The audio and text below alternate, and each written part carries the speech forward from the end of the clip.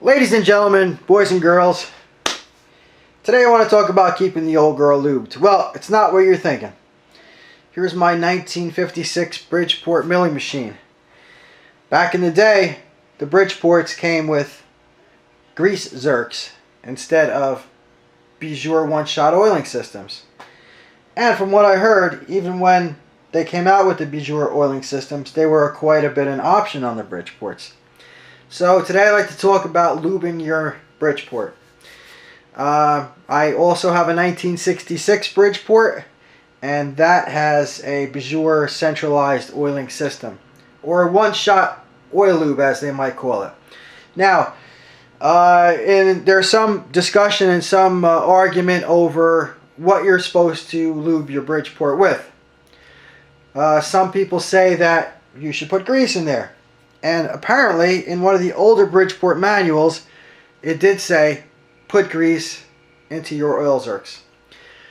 That has certainly fell out of favor. All the new machines have the one shot. They use Vactor number 2 whey oil or a comparable oil. And they are all centrally lubricated. So, what's the downfalls of keeping a machine lubed with grease? Number one, if you don't use your machine every day, and I don't because I have a couple other machines and I'm quite a bit of hobbyist, my machine might sit for a month between jobs. The grease has a tendency to dry up and cake up. And over time, what's going to happen, it's going to just be like if you're eating too many steaks, your arteries are going to clog and no blood's going to go through. So that's the same thing that happens with the oil or the grease. It closes up the passageways, and next thing you know, your ways are not getting lubed. And the problem there is the ways are the lifeblood of your machine. You can fix anything on a mill if the head is broken, the gears are busted, the table drive doesn't work, the lead screw wears out. You know, all that stuff is fixable. But once your ways get worn, it's either spend a quite a bit of money re-scraping and resurfacing the ways to their perpendicular angles, getting all the wear out, possibly even tersiting the ways, or scrapping the machine, or even possibly using it as a glorified drill press. And we don't want to see that happen to your milling machine, especially not a Bridgeport. My old girl here was made in 1956. It's now 2020. And you can still see on the ways all the original scrapings. So, I'm the second owner of this machine, and I take pride in it. I've owned it since the 80s. And the gentleman before me purchased it new.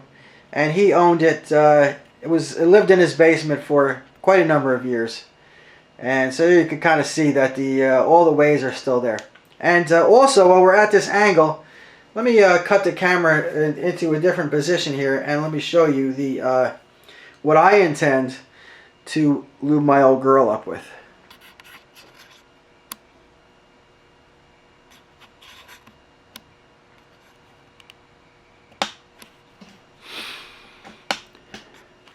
Okay guys, so this is what we got. And one more thing before I carry on this line of how to oil.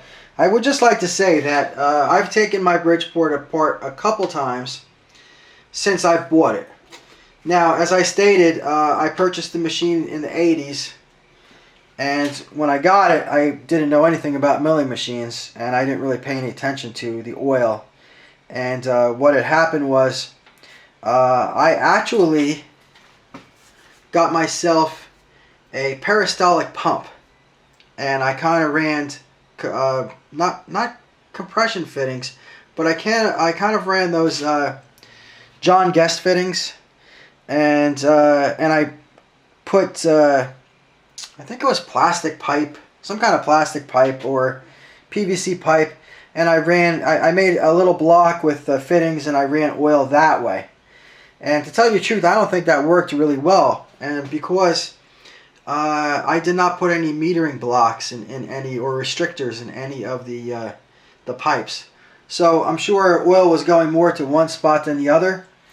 My peristaltic pump was electrically activated though, so it pumped a lot of oil. I always had a big mess underneath the machine, so I kind of felt like the machine was getting oiled, even if it wasn't properly. And to tell you the truth, since I've had the table and the knee off a couple times, I can see the scrapings are all still there and the machine is in nice shape.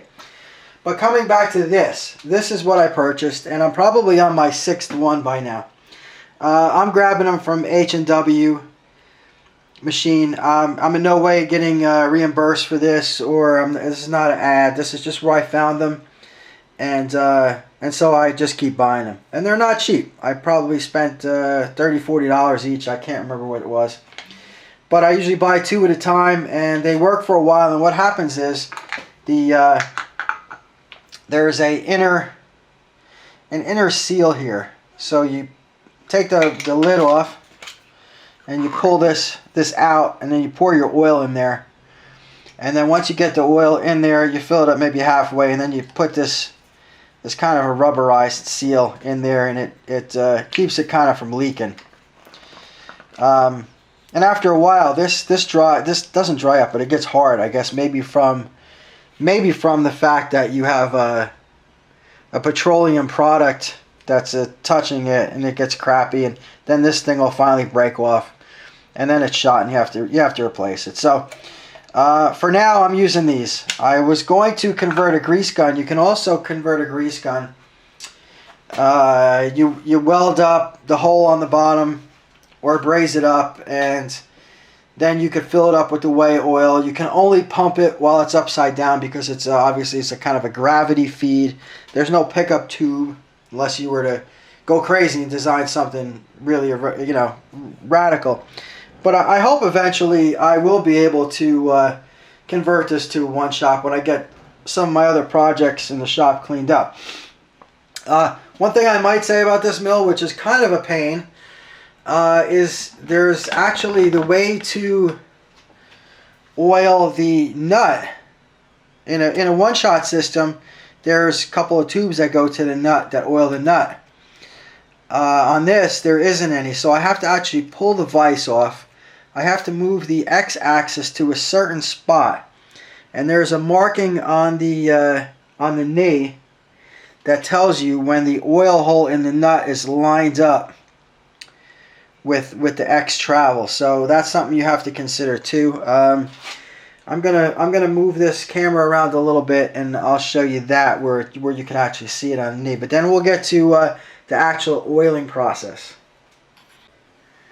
Okay guys, so I got you down low, and here's the knee of the mill.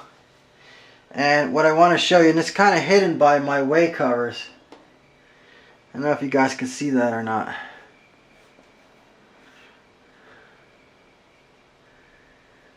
Yes, it's right up here. You see where it says oil? So what you need to do is you need to line up. There's a mark on the bed, and you line that mark up with this here line on the knee, and then you can oil your nut.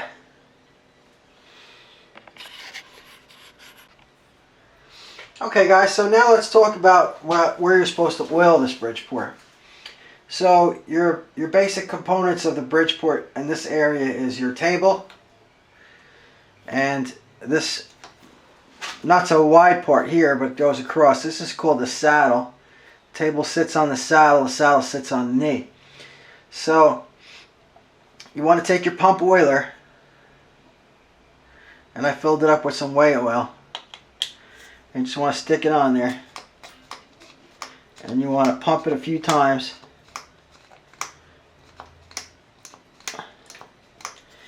And then what's going to happen is you're going to see some oil running out where the saddle meets the table. And on my mill, I've seen different configurations, but most of the mills are generally the same. You have 2 oil ports on the front of the saddle, and then you have an oil port on the side of the saddle here, and on the rear of the table where it slides, there's another dovetail on the back. There's another oil port there. And then you're going to also have 2, one on the left and one on the right. You can kind of see it below my scale. For the knee, you're going to have a left and a right oil port. So you'll want to oil up those 6 lubrication points every time you use the mill. I give it, I give it a good 2 or 3 pumps just till I see the oil starting to come out. And you'll also probably hear where the oil kind of makes its way through there. You get a squirting sound.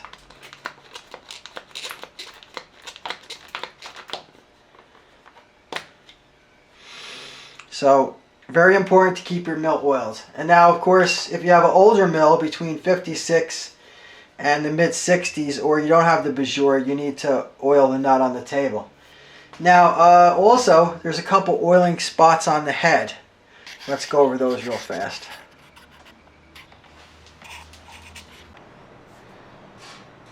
Okay, guys, so now we're looking at the head of the Bridgeport, and as you can see, we have 2 oil cups.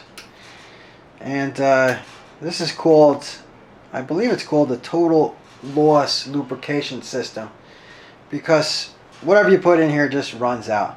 This top little cup, I believe this lubricates the bull gear, and this lubricates the spindle and the bearings. So what I just like to do is I like to use like a 10-way spindle oil, and I lubricate this every time I use it. If I'm going to use it a couple hours, I might lubricate it again, maybe after an hour's worth of use.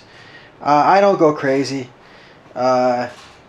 Typically when I over lube it, I'm finding a lot of oil coming down, and it's covering the top of my whatever tool I have there. Like so in this case I have a drill chuck, and you can kind of see there's oil. So I know I've got some lubrication in there, but I'd rather have a little bit of a mess than ruin my bearings or ruin any parts. Whenever I have the machine apart, if there's any critical machine surfaces that I'm working on, when I'm done working on them, everything is spotless, everything is clean, and I'll wipe everything down with a good quality oil. If it's one of the precision parts inside, I'll wipe it down with Nye oil. I really like that as a good oil. But I think if you follow these rules, you take care of your machine, you're going to get many good years of use out of her. So, my final thought, keep the old girl lubed, and she'll serve you well. So, have a nice day in your shop. Hope you guys are making something cool, and see you again soon. Thanks for watching.